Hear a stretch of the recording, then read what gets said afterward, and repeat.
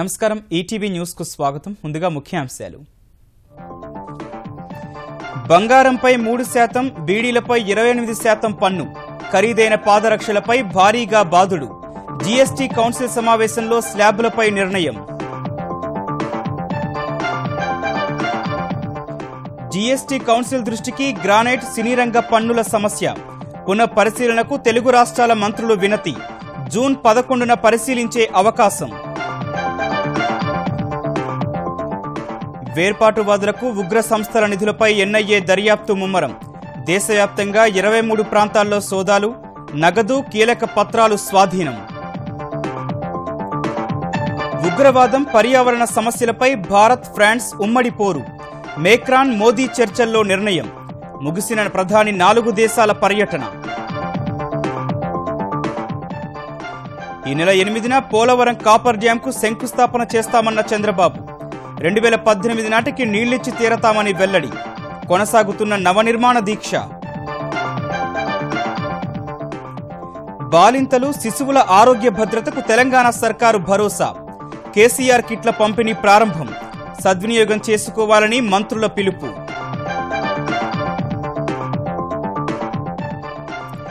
రేపు ఛాంపియన్స్ ట్రోఫీలో దాయాదుల పోరు.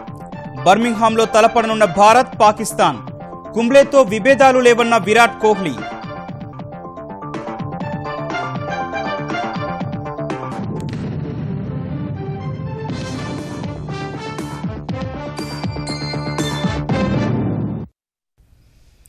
దేశంలో అతిపెద్ద పన్నుల సంస్కరణగా చెబుతోన్న వస్తుసేవల పన్ను విధానాన్ని జూలై 1 నుంచి అమల్లోకి తెచ్చేందుకు అవసరమైన కసరత్తును జీఎస్టీ మండలి దాదాపు కొలికి తెచ్చింది. బంగారంపై 3%, బిస్కెట్లపై 18% పన్ను విధించాలని నిర్ణయించింది. అలాగే జీఎస్టీకి మారే క్రమంలో చేయాల్సిన మార్పులు, రిటర్న్ ఫైలింగ్స్ విషయంలో నిబంధనలను ఖరారు చేసింది. రెడీమేడ్ దుస్తులపై 12%, సౌర ప్యానెళ్లపై 5% పన్ను విధించాలని జీఎస్టీ మండలి తీర్మానించింది. బీడీలపై 28% పన్ను విధించనున్నట్లు తెలిపిన జైట్లీ ఎలాంటి అదనపు సెస్ విధించబోమని ప్రకటించారు. సానబెట్టని వజ్రాలపై 0.25% పన్ను విధించనున్నారు. మిగిలిన అంశాలపై నిర్ణయం తీసుకునేందుకు జూన్ 11న మరోసారి సమావేశం కావాలని కేంద్ర రాష్ట్ర ప్రభుత్వాలు నిర్ణయించాయి. Where food item is taxed at a nil rate, it was decided that those packaged items which are sold under registered trademarks would carry a GST rate of 5%. Less than rupees 500 if a footwear cost, which is for the common man, which is today 9.5%, has been brought down to 5%. And all other 3 categories have been taxed at 18%. Yarn will be 5%, subject to man-made being 18. Fabric of all categories is 5%. So, in the case of gold, keeping various factors in mind, because there was an extensive debate, and therefore we finally reached a consensus of taxing gold at 3%. ఇదే సమయంలో GST మండలి నిర్ణయించిన కొన్ని పన్నులపై తెలుగు రాష్ట్రాల ఆర్థిక మంత్రులు అభ్యంతరం వ్యక్తం చేశారు. ఢిల్లీలో ఈ నెల 11న మరోసారి జరిగే మండలి సమావేశంలో గ్రానైట్, సినిమా వంటి రంగాలపై తమ అభిప్రాయాలను మరోసారి వినిపిస్తామని మంత్రులు వివరించారు. బీడీ లీవ్స్ గానీ, బీడీలు గానీ ట్యాక్స్ ఎగ్జంప్షన్ చేయమని చెప్పి మనం కోరినాం. బీడీ ఆకుల మీద 18%, బీడీల మీద 20% వేసి డిస్కరేజ్ చేయాలనేటువంటి నిర్ణయం తీసుకోవడం జరిగింది. నిరుద్యోగ యువకులు వాళ్ళ మీద వేసేటువంటి సర్వీస్ ట్యాక్స్ గానీ, స్కూళ్లకు, కాలేజీ బిల్డింగ్ల మీద వేసేటువంటి సర్వీస్ ట్యాక్స్ గానీ, సినిమా పరిశ్రమ మీద వేసేటువంటి ట్యాక్స్ గానీ మా నిరసన తెలియడం జరిగింది. హ్యాండ్లూమ్స్ ని ఎగ్జామ్ చేయమన్నాం. Textile also we represented, but అది కన్సిడర్ చేయలేదు కౌన్సిల్. మన స్టేట్ లో కదా granite industry big industry, Prakasam గానీ చాలా జిల్లాల్లో 28% ప్రపోజ్ చేశారు. అంతుంటే అసలు ఇండస్ట్రీ కొలాప్స్ అవుతుంది అనేటువంటిది. ఇంపోర్ట్ గానీ ఎక్కువైనట్లయితే మనకు లోకల్ ఇండస్ట్రీ అంతా కూడా పడిపోతుంది అనేటువంటి ఉద్దేశంతో అది ఉంది. అది ఇష్యూ రేపు ఎలాగో 11th వస్తుంది కాబట్టి డీటెయిల్ గా డిస్కస్ చేస్తాం. పోలవరం ప్రాజెక్టు పూర్తి చేయడం తన జీవిత ఆశయమని ముఖ్యమంత్రి చంద్రబాబు పునరుద్ఘాటించారు. ఈ ప్రాజెక్టును అనుకున్న సమయానికి పూర్తి చేసి ఆంధ్రప్రదేశ్ ప్రజలకు కానుక ఇస్తానన్న బాబు ఈ నెల 8న కాఫర్ డ్యాం పనులు మొదలవుతాయని విజయవాడలో నవనిర్మాణ దీక్ష 2వ రోజు కార్యక్రమంలో తెలిపారు. అహంకారపూరితంగా ఆంధ్రప్రదేశ్ ప్రజలకు అన్యాయం చేసిన కాంగ్రెస్ను క్షమించవద్దని ప్రజలకు సూచించారు. విభజన హామీల అమలుకు నిరంతరం కేంద్రంతో సంప్రదింపులు జరుపుతున్నట్లు స్పష్టం చేశారు. అవసరమైతే కేంద్రంపై ఒత్తిడి తెచ్చైనా హామీలు సాధించుకుందామన్నారు. ప్రపంచం అబ్బురపడేలా అమరావతి నిర్మాణం ఉంటుందన్న చంద్రబాబు రాజధానిపై చేస్తున్న విమర్శలను తిప్పికొట్టాలని ప్రజలకు పిలుపునిచ్చారు. కొంతమంది కావాలని మాట్లాడుతున్నారు. ఆ విషయం కూడా మీరు గుర్తుపెట్టుకోవాలి. నా స్వార్థం కోసమో మా కుటుంబ సభ్యుల కోసమో ఈ అమరావతి కాదు, తెలుగు జాతి కోసం, మీ పేరు ప్రఖ్యాతులు పెరగడం కోసం, భావితరాల భవిష్యత్తు కోసం నిర్మాణం ఈ అమరావతి అనే విషయం గుర్తుపెట్టుకోవాల్సిన అవసరం ఉంది. మారుతున్న వాతావరణ పరిస్థితులకు అనుగుణంగా సాగు సమయాలు కూడా మారాలని చంద్రబాబు సూచించారు. తద్వారా ఆరుగాలం శ్రమించి పండించిన పంటలను తుపానుల బారి నుంచి కాపాడుకోగలమని చెప్పారు. ఈ రోజు నేను ఒకటే చెప్పాను, కలెక్టర్ కూడా చెప్తున్నాను, తొందరలోనే మీరు వరి నారుమళ్ళు వేయాలి, తొందరలోనే మీరు తీసుకోవాలి. మళ్లీ తుఫాన్ రాక మునిపే కృష్ణా డెల్టా పంటలు పూర్తిగా తీసుకుని అవసరమైతే రెండో పంటకి మెట్ట పైర్లా ఏమి ఇవ్వాలో అది కూడా నిర్ణయిస్తాం. బాలింతలు నవజాత శిశువుల సంరక్షణ కోసం తెలంగాణ ప్రభుత్వం కేసీఆర్ కిట్ పథకాన్ని ప్రారంభించింది. హైదరాబాద్లో బాలింతలకు ముఖ్యమంత్రి కేసీఆర్ కిట్లు పంపిణీ చేయగా జిల్లాల్లో మంత్రులు, ఇతర ప్రజాప్రతినిధులు 16 వస్తువులతో కూడిన కిట్ను లబ్ధిదారులకు అందజేశారు. మాతా శిశు మరణాలకు అడ్డుకట్ట వేయడం సహా ప్రభుత్వాసుపత్రుల్లో ప్రసవాలను ప్రోత్సహించడమే లక్ష్యంగా ప్రవేశపెట్టిన కేసీఆర్ కిట్ పథకాన్ని ముఖ్యమంత్రి చంద్రశేఖరరావు లాంఛనంగా ప్రారంభించారు. పసివాళ్లకు అవసరమయ్యే సబ్బులు, నూనెలు, పౌడర్లు, దోమతెర, 2 జతల దుస్తులు, నాప్కిన్లతో పాటు తల్లికి అవసరమయ్యే 2 చీరలతో కూడిన కిట్లను హైదరాబాద్ పాతబస్తీలోని పేట్లబుర్జు ఆసుపత్రిలో 5 బాలింతలకు కేసీఆర్ అందించారు. ఆ తర్వాత పసిపిల్లల ప్రత్యేక వార్డును పరిశీలించిన ముఖ్యమంత్రి ఉపకార వేతనం పెంచాలంటూ నర్సింగ్ విద్యార్థులు చేసిన విజ్ఞప్తికి సానుకూలంగా స్పందించారు. పేట్లబుర్జు ప్రభుత్వాసుపత్రికి అదనపు భూమి ఇచ్చేందుకు సుముఖత వ్యక్తం చేశారు.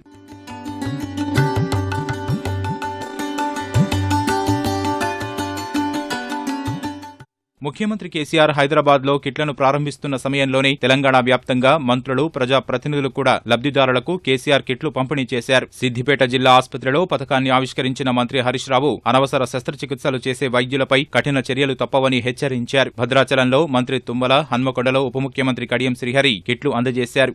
ఆడపడుచుకు ఏ రకమైన కష్టం కలగకూడదు, అన్ని రకాల ప్రభుత్వ పరంగా ఆదుకోవాలనే ఆలోచన చేసి ఆడబిడ్డ పుట్టిన నాటి నుండి చక్కగా చదువుకొని పెళ్లిడు వచ్చేంత వరకు పెళ్లి చేసే బాధ్యతలను కూడా మన ముఖ్యమంత్రి కేసీఆర్ గారు తన భుజాలపైన వేసుకున్నారు అంటే ఇంతకంటే గొప్ప విషయం ఇంకోటి లేదు అని చెప్పి ఈ సందర్భం గుర్తు చేస్తున్నా. ఎవరైతే 3 నెలలు నిండిన గర్భిణి ఉన్నదో ఆ రోజు నుంచి ప్రసవం అయ్యేంత వరకు, బిడ్డలకు టీకాలు ఇచ్చుకునేంత వరకు, బిడ్డకు 9 నెలలు వచ్చేంత వరకు 15 మాసాలు ఆ బిడ్డను అన్ని రకాలుగా కంటికి రెప్పలా కాపాడుకునే బాధ్యత తల్లితో పాటు ప్రభుత్వం కూడా తీసుకుంటది అని చెప్పి ఈ సందర్భంగా నేను మీ అందరికీ సవినయంగా తెలియజేసుకుంటున్నాను. శిశువుల నిండు ఆరోగ్యానికి కిట్లు ఉపయుక్తమన్న మంత్రులు, ప్రజాప్రతినిధులు ప్రభుత్వ ఆసుపత్రుల్లోనే ప్రసవాలు చేయించుకోవాలని పిలుపునిచ్చారు. ముఖ్యమంత్రి కేసీఆర్ రవీంద్ర భారతిని సందర్శించారు. సాంస్కృతిక శాఖ కార్యాలయం నిర్వహిస్తున్న బ్లాక్ పరిసర ప్రాంతాలను పరిశీలించారు. హైదరాబాద్ నడిబొడ్డున ఉన్న రవీంద్ర భారతిని మరింత గొప్పగా వినియోగించుకునేందుకు చేపట్టవలసిన చర్యలపై సీఎం అధికారులతో చర్చించారు. గ్రామం నేపథ్యంలో తెలంగాణ కవులు రాసిన కవితలతో కూడిన తల్లివేరు కవితా సంకలనాన్ని ముఖ్యమంత్రి రవీంద్ర భారతిలో ఆవిష్కరించారు. పచ్చిక బయళ్లు, పార్కింగ్ స్థలాలు విస్తరించాల్సిన అవసరం ఉందన్నారు. తెలంగాణ సాహిత్య అకాడమీ కార్యాలయాన్ని కూడా రవీంద్ర భారతిలోనే ఏర్పాటు చేయాలని కేసీఆర్ ఆదేశించారు. అక్టోబర్లో నిర్వహించే ప్రపంచ తెలుగు భాషా మహాసభలకు తగిన ఏర్పాట్లు చేయాలని, కార్యాచరణ రూపొందించాలని సూచించారు. తెలుగు భాషను కాపాడేందుకు తీసుకోవాల్సిన చర్యలపై ప్రభుత్వానికి సూచనలు చేయాలన్నారు. ఉగ్రవాదం, వాతావరణ పరిరక్షణ సమస్యలపై ఉమ్మడిగా పోరాడాలని భారత్, ఫ్రాన్స్ నిర్ణయించాయి. ప్యారిస్ వెళ్లిన ప్రధాని నరేంద్ర మోదీకి ఫ్రాన్స్ అధ్యక్షుడు ఎమాన్యుయల్ మేక్రాన్ తన అధికారిక నివాసమైన ఎల్సీ ప్యాలెస్ వద్ద సాదర స్వాగతం పలికారు. ఈ సందర్భంగా 2వ ప్రపంచ యుద్ధంలో ఫ్రాన్స్ కోసం ప్రాణత్యాగం చేసిన భారత జవాన్లకు ఇరు దేశాల అధినేతలు నివాళులర్పించారు. అనంతరం సమావేశమైన మోదీ, మేక్రాన్ భద్రతా మండలిలో భారత్కు శాశ్వత సభ్యత్వం, ఉగ్రవాదంపై ఉమ్మడి పోరు, వాతావరణ మార్పు సవాళ్లను ఎదుర్కొనే అంశాలపై చర్చించారు. భారత్లో పెట్టుబడులు పెట్టే దేశాల్లో ఫ్రాన్స్ 9వ అతిపెద్ద దేశంగా ఉంది. భారత్లో రక్షణ, అంతరిక్షం, అణుశక్తి, పునరుత్పాదక శక్తి, పట్టణాభివృద్ధి, రైల్వేలు తదితర రంగాల అభివృద్ధిలో ఫ్రాన్స్ భాగస్వామిగా ఉంది. ఈ నేపథ్యంలో ద్వైపాక్షిక బంధాన్ని మరింత పెంపొందించుకునే దిశగా మేక్రాన్తో మోదీ చర్చించారు. వాతావరణ మార్పుల సమస్యను ఎదుర్కొనేందుకు కలిసికట్టుగా కృషి చేసేందుకు కృతనిశ్చయంతో ఉన్నట్లు తెలిపారు. फ्रांस और भारत के द्विपक्षीय संबंध बहुत ही गहरे हैं, हर क्षेत्र में हैं, हम मिलजुल करके काम करते हैं. फ्रांस के साथ भारत ने क्लाइमेट चेंज के संदर्भ में, पेरिस एग्रीमेंट के संदर्भ में कंधे से कंधा मिलाकर के काम किया. यह केवल पर्यावरण सुरक्षा का मामला नहीं है, लेकिन हम सबकी मदर अर्थ को बचाने की एक साझी जिम्मेवारी है, हमारा कर्तव्य है. ఎలక్ట్రానిక్ ఓటింగ్ యంత్రాల్ని హ్యాకింగ్ చేయవచ్చని ఆరోపణలు చేసిన విపక్షాలు చేసి చూపాలంటూ కేంద్ర ఎన్నికల సంఘం విసిరిన సవాల్ను స్వీకరించేందుకు మాత్రం ముందుకు రాలేదు.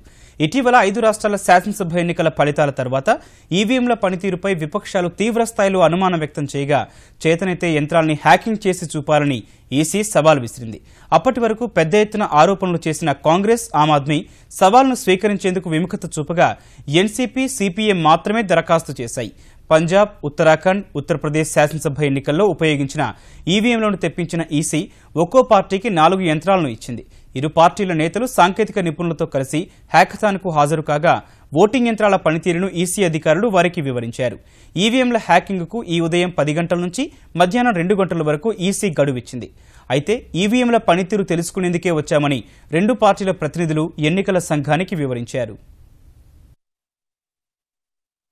CPM told that they do not wish to participate in the challenge but only want to understand the EVM process. A detailed demonstration of the entire process was given to them by our technical team.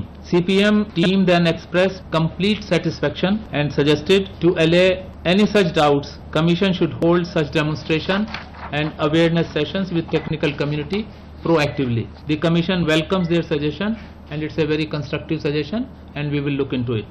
NCP team informed that they too do not want to participate in any challenge but were only interested to participate in an academic exercise. ఆంధ్రప్రదేశ్లో ప్రతి పేదవాడి ఇంటి ముందు CC road వేయాలనేది లక్ష్యమని IT శాఖ మంత్రి నారా లోకేష్ వెల్లడించారు. 2013-2014 వరకు పంచాయతీలకు నిధులు రాలేదన్న ఆయన కాంగ్రెస్ 10 ఏళ్ల పాలనలో 5,000 కోట్లు వెనక్కి వెళ్లాయని ఆరోపించారు. తెదేపా పాలనలోనే పల్లెల అభివృద్ధి జరిగిందని 2019 నాటికి ఇంటింటికి కుళాయి ఏర్పాటు చేస్తామని హామీ ఇచ్చారు. గ్రామ అభివృద్ధి మీ చేతుల్లో ఉంది, మీరు ఎట్లా అభివృద్ధి చేసుకుంటారు అనేది మీ ఆలోచన బట్టి ఉంటుంది. 1,600 కోట్లు సర్పంచులకి, ఎంపీటీసీలు, ఎంపీపీలు, జెడ్పీటీసీ, జెడ్పీ చైర్మన్కి ఉన్న ఇబ్బందులు నాకు తెలుసు. ఉపాధి హామీ పథకం గురించి చాలా చర్చించాం, ఎక్కడెక్కడ సమస్యలు ఎదుర్కొంటున్నాయని. వాస్తవంగా ఆర్డబ్ల్యూఎస్ అధికారులు పాపం చేయాలని తప్పన ఉండే, కానీ పట్టించుకోలేదు. ఎండాకాలం అయిపోయిన వెంటనే ఆర్డబ్ల్యూఎస్ మీద నాకు కొంచెం లోడ్ తగ్గుతుంది కనుక ఇమ్మీడియట్ గా నేను నెక్స్ట్ పడేది ఉపాధి హామీ పథకం అని. పని అడిగినప్పుడు దొరకట్లేదు అనేది ఒకటి ఉంది. రెండోది పేమెంట్లు ఏమవుతుందంటే అకౌంట్లు సరిగ్గా అప్డేట్ అవ్వక, ఆధార్కి కరెక్ట్ గా అనుసంధానం అవ్వకుండా కొన్ని ఇబ్బందులు ఎదుర్కొంటున్నాం. అది కూడా యుద్ధ ప్రాతిపదికంగా 45 రోజులు పరిష్కారం చేయాలని మేము నిర్ణయం తీసుకున్నప్పుడు. బీసీలకు అన్యాయం జరగకుండా ఇచ్చిన మాట ప్రకారం కాపులకు రిజర్వేషన్లు కల్పించి తీరాలని ముఖ్యమంత్రి చంద్రబాబు స్పష్టం చేశారు. కాపులను బీసీలో చేర్చే అంశంపై చంద్రబాబు వీడియో కాన్ఫరెన్స్ నిర్వహించారు. ప్రజా సాధికార సర్వే పూర్తయినందున కాపులను బీసీలో చేర్చేందుకు సమగ్ర నివేదిక రూపొందించాలని ఆదేశించారు. కేంద్రానికి పంపేందుకు వీలుగా కాపుల్లో ఉద్యోగులు, విద్యార్థులు తదితర అంశాలతో కూడిన సమగ్ర నివేదికను రూపొందించాలని సూచించారు.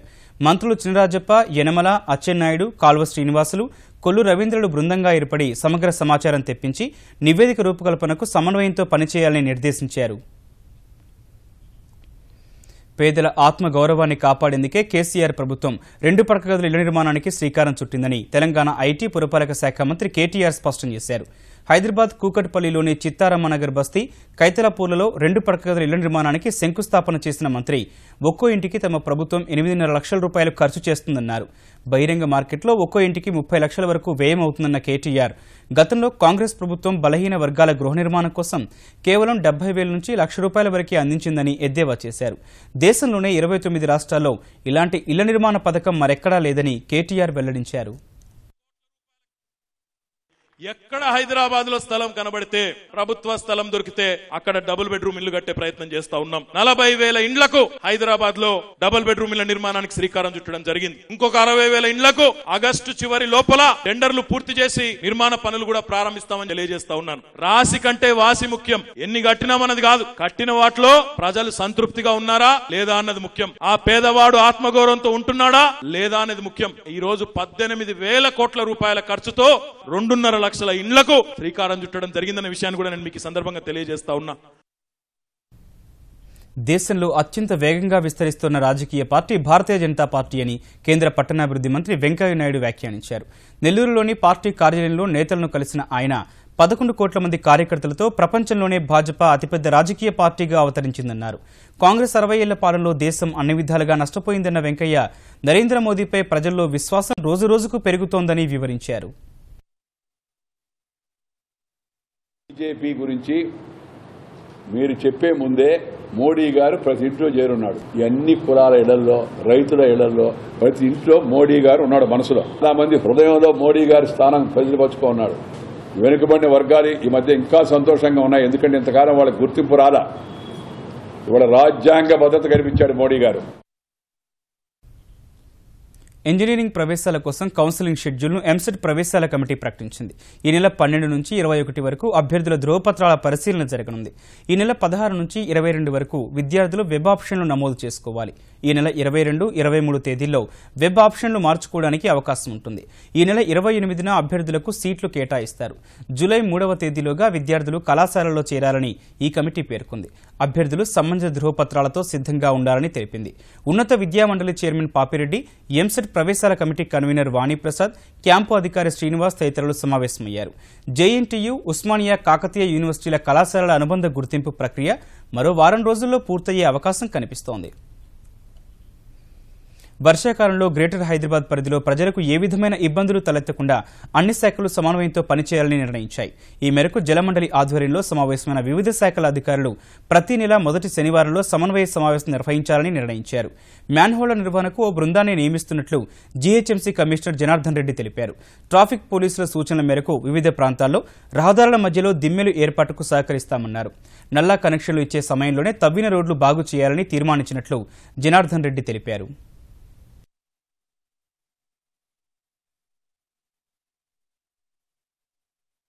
ఇక్కడైతే సిటిజన్స్కి అత్యంత వేగంగా వాటర్ సర్వీస్ కనెక్షన్ ఇవ్వాల్సి వచ్చినప్పుడు అది ఆ కాంట్రాక్ట్లోనే రోడ్ కట్టింగ్ ఛార్జెస్ కూడా అండ్ వాటర్ కనెక్షన్తో పాటుగా రోడ్ కట్టింగ్, రోడ్ రెస్టరేషన్ ఈ రెండింటికి ఛార్జెస్ అవుతాయి. అవి మళ్ళీ మాకు కట్టేవాళ్ళు ఇంతమూలు. ఇప్పుడు మాకు కట్టకుండా వాటర్ బోర్డు వాళ్ళకే అవి 2 తీసుకొని సిటిజన్స్ దగ్గర నుంచి రోడ్డు కూడా రెస్టోర్ చేయమని చెప్పడం జరిగింది.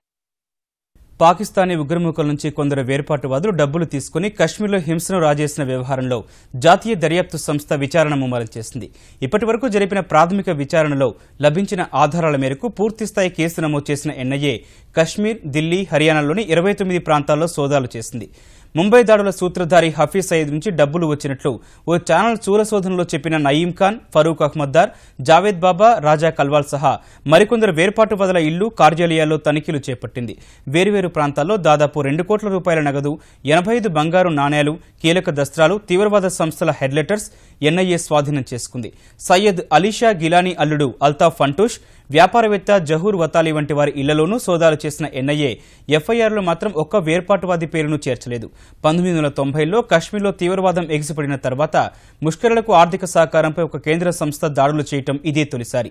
2002లో గిలానీ వంటి వేర్పాటువాదులపై ఆదాయ పన్ను శాఖ దాడులు చేసి నగదు, పత్రాలు స్వాధీనం చేసుకుంది. కానీ అప్పుడు ఎలాంటి క్రిమినల్ కేసు నమోదు చేయలేదు. జమ్మూ కశ్మీర్లో అశాంతికి కారణమవుతున్న పాక్ ప్రేరేపిత ఉగ్రవాదాన్ని కూకటి వేళ్లతో పెకిలించి వేస్తామని కేంద్ర హోంమంత్రి రాజ్నాథ్ సింగ్ స్పష్టం చేశారు.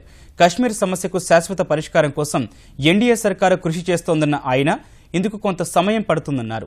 3 ఏళ్ల ఎన్డీఏ పాలనలో తన శాఖ సాధించిన విజయాల్ని ఢిల్లీలో వివరించిన రాజ్నాథ్ సింగ్ మోదీ ప్రభుత్వం వచ్చాక దేశంలో శాంతి భద్రతల పరిస్థితి ఎంతగానో మెరుగుపడిందని గణాంకాలతో సహా వివరించారు. 3 ఏళ్లలో నక్సల్స్ దాడులు 25% తగ్గాయని వివరించారు. దేశంలో అత్యధికంగా ముస్లిం జనాభా ఉన్న ఐఎస్ ఉగ్ర సంస్థ భారత్లో పాగా వేయకుండా నివారించడంలో కేంద్రం సఫలమైనట్లు రాజ్నాథ్ తెలిపారు. ఇప్పటి వరకు 90 మంది ఐఎస్ సానుభూతి పరుల్ని అదుపులోకి తీసుకున్నట్లు హోంమంత్రి వెల్లడించారు. जम्मू कश्मीर स्थिति में काफी तेजी के साथ सुधार हुआ है और मैं कह सकता हूं कि 2011 से लेकर 13 तक 239 मिलिटेंट्स न्यूट्रलाइज किए गए थे। वहीं पर वर्ष 2014 टू 17 के दौरान यह संख्या बढ़कर 368 हो गई है और सितंबर 2016 में आर्मी के द्वारा जो सर्जिकल स्ट्राइक की गई उसके बाद आपको जानकर यह खुशी होगी कि पाकिस्तान से जो इन्फिल्ट्रेशन का सिलसिला चलता रहता है वो इन्फिल्ट्रेशन के मामलों में भी 6 महीनों में पिछले वर्ष के 6 महीनों की तुलना में 45% की कमी दर्ज की गई है। मैं सरकार की तरफ से समस्त देशवासियों को विश्वास दिलाना चाहता हूं कि जम्मू और कश्मीर में पाक समर्थित आतंकवाद का जड़ से खात्मा करके वहां पर अमन अमान के हालात हम कायम करेंगे। కశ్మీర్లో ముష్కరులు జరిపిన దాడిలో 2 జవాన్లు అమరులయ్యారు, 4 సైనికులు గాయపడ్డారు. కుల్గాం జిల్లాలో ముందా టోల్ పోస్టుకు సమీపంలో శ్రీనగర్ జమ్మూ జాతీయ రహదారిపై వెళ్తున్న సైనిక వాహన శ్రేణి లక్ష్యంగా ముష్కరులు దాడికి దిగారు. దాడిలో 6 సైనికులు గాయపడగా క్షతగాత్రులను సైనిక ఆసుపత్రికి తరలించారు. చికిత్స పొందుతూ 2 జవాన్లు తుదిశ్వాస విడిచారు. ముష్కరుల కోసం గాలింపు ముమ్మరం చేశారు. రాజకీయ కురువృద్ధుడు తమిళనాడు మాజీ ముఖ్యమంత్రి డీఎంకే అధినేత కరుణానిధి రాజకీయ షష్ఠిపూర్తి సంబరాలకు భాజపాయేతర పక్షాల నాయకులందరూ చెన్నైలో ఒకే వేదికపైకి చేరారు. 1950లో మొదటిసారి ఎమ్మెల్యేగా ఎన్నికైన కరుణానిధి అప్పటి నుంచి ప్రతి ఎన్నికల్లో గెలిచి శాసనసభ్యుడిగా కొనసాగుతున్నారు. ఇవాళ 94వ పడిలోకి అడుగుపెట్టిన కరుణపై భాజపాయేతర పక్షాల నేతలు ప్రశంసలు కురిపించారు.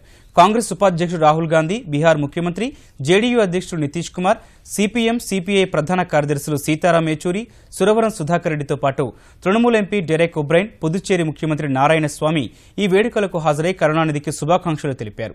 వేలాది మంది డీఎంకే కార్యకర్తలు కూడా హాజరయ్యారు. అనారోగ్య కారణాల వల్ల కరుణానిధి మాత్రం గోపాలపురంలోని ఇంటికే పరిమితం కాగా డీఎంకే కార్యనిర్వాహక అధ్యక్షుడు స్టాలిన్ తండ్రి తరపున వేడుకల్లో పాల్గొన్నారు. రాష్ట్రపతి ఎన్నికలు సమీపిస్తోన్న వేళ ఇలా భాజపాయేతర పక్షాలని ఒకేచోట కలవడం కొత్త రాజకీయ సమీకరణాలకు తెరతీస్తుందని రాజకీయ విశ్లేషకులు అంచనా వేస్తున్నారు. టీవీ న్యూస్ సమాప్తం. నమస్కారం.